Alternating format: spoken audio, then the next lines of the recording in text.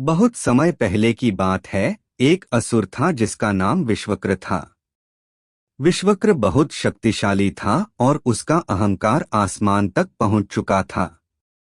उसे यह विश्वास था कि कोई भी देवता उसे हरा नहीं सकता और वह अपनी ताकत के बल पर आकाश तक का शासन करने का सपना देखता था। उसका मन सिर्फ युद्ध और विनाश की ओर बढ़ता जा रहा था। एक दिन विश्वक्र ने सोचा, अगर मैं शिव के तीसरे नेत्र की शक्ति को प्राप्त कर लूंगा तो मुझे कोई भी नहीं हरा सकेगा। उसने जान लिया था कि शिव का तीसरा नेत्र अद्भुत शक्ति का स्रोत है। विश्वक्र ने इस लक्ष्य को पूरा करने के लिए कठोर तपस्या करने का निश्चय किया और हिमालय की शरण में गया।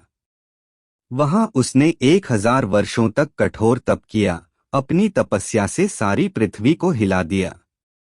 उसे इतना अधिक क्रोध था कि उसकी तपस्या की आंच से आसमान जलने लगा था। शिव को विश्वक्र की तपस्या के बारे में जानकारी मिली। शिव, जो स्वयं तप और ध्यान के स्वामी थे, विश्वक्र के भीतर के अहंकार को समझ चुके थे। उन्होंने यह निश्चय किया कि अगर विश्वक्र का अहंकार यहीं पर रोक लिया जाता तो भविष्य में बहुत बड़े विनाश से बचा जा सकता था। शिव ने विश्वक्र को अपनी परीक्षा लेने का निर्णय लिया। एक दिन विश्वक्र की तपस्या के दौरान शिव प्रकट हुए। विश्वक्र ने देखा, शिव का रूप बहुत भयंकर और भव्य था। उनके सिर पर गंगा और चंद्रमा थे, उनके शरीर पर भस्म और उनकी गर्दन पर नागमणि थी। शिव के तीसरे नेत्र की चमक से पूरा आकाश रोशन हो रहा था। विश्वक्र ने अपनी आंखों में एक नई शक्ति देखी और वह शिव से बोला, भगवान, मैं आपका भक्त हूँ। कृपया मुझे अपना तीसरा नेत्र दे दें ताकि मैं आप जैसा शक्तिशाली हो सकूं। शिव ने गहरी नजर से विश्वक्र को देखा और कहा, तुम इतने अधिक अहंकारी हो गए हो कि तुम्हारी इच्छा अब विनाश के रूप में परिणत हो सकती है। तुमने इतना लंबा समय तपस्या में लगाया है, लेकिन क्या तुम जानते हो कि शक्ति का सही उपयोग क्या होता है? विश्वक्र ने गर्व से कहा, मैंने तपस्या की है और मुझे अब कुछ भी नहीं चाहिए सिवाय आपके तीसरे नेत्र के, जिससे मैं अपनी विजय का मार्ग प्रशस्त कर सकूं। शिव ने विश्वक्र को देखा और उसकी तपस्या को शाबाशी दी, लेकिन वह विश्वक्र के अहंकार को देख चुके थे। शिव ने विश्वक्र से कहा, मैं तुम्हें अपनी शक्ति तो दूंगा, लेकिन एक शर्त पर।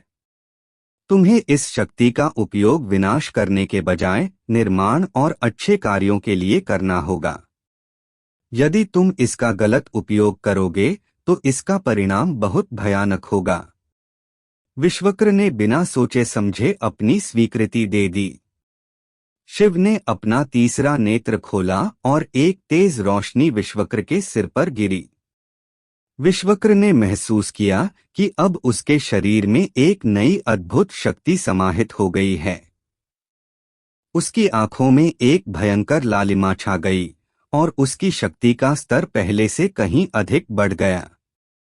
लेकिन जैसे ही विश्वक्र ने शिव के तीसरे नेत्र की शक्ति का अनुभव किया, उसकी आत्मा में एक ज्वाला सी प्रज्वलित हो उठी।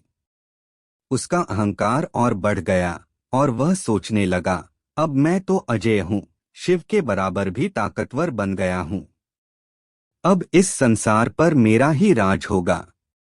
विश्वक्र ने शक्ति का उपयोग करना शुरू किया और अपने राज के विस्तार में जुट गया। उसने देवताओं को अपनी शक्ति के बल पर परास्त किया और धीरे धीरे उसके अहंकार ने उसे और भी अंधा कर दिया। वह समझने लगा कि उसके पास हर चीज है और अब कोई भी उसे चुनौती नहीं दे सकता। लेकिन एक दिन जब विश्वक्र की शक्ति चरम सीमा पर थी, शिव ने उसे अपनी परीक्षा देने के लिए बुलाया।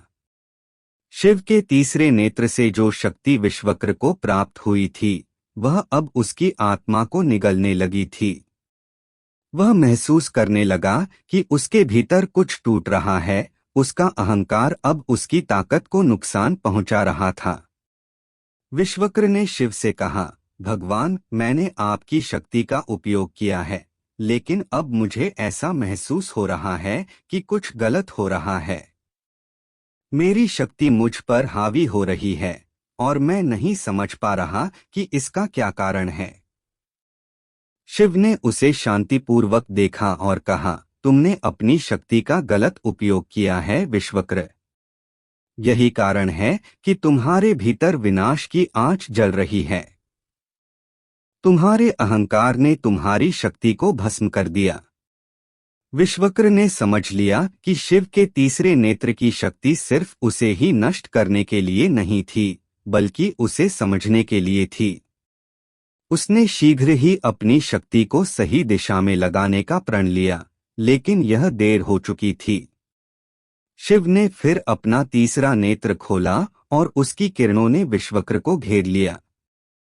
विश्वक्र का शरीर जलने लगा और उसकी सारी शक्ति समाप्त हो गई। विश्वक्र समझ गया कि बिना विवेक के शक्ति का कोई मतलब नहीं होता। इस युद्ध ने उसे यह सिखाया कि बिना आत्मज्ञान के शक्ति का इस्तेमाल विनाश का कारण बनता है। शिव ने विश्वक्र को इस युग की सबसे बड़ी शिक्षा दी, शक्ति का सही उपयोग तभी संभव है जब वह साधना, भक्ति और ज्ञान से जुड़ी हो। विश्वक्र की मृत्यु के बाद शिव ने अपना तीसरा नेत्र बंद कर लिया और उनके चेहरे पर एक गहरी शांति छा गई। इस प्रकार शिव और विश्वक्र का युद्ध समाप्त हुआ, लेकिन यह कथा हमेशा के लिए एक अमिट शिक्षा छोड़ गई कि बिना विवेक के शक्ति का उपयोग विनाश की ओर ले जाता है। अगर आप ऐसे और वीडियो देखना चाहते हैं तो हमारे चैनल को सब्सक्राइब करें। सब्सक्राइब करने के लिए स्क्रीन पर दिख रहे भगवान कृष्ण के फोटो पर क्लिक करें। उस पर क्लिक करने पर लाल रंग का सब्सक्राइब बटन दिखाई देगा। उस लाल रंग के बटन पर क्लिक करें। धन्यवाद।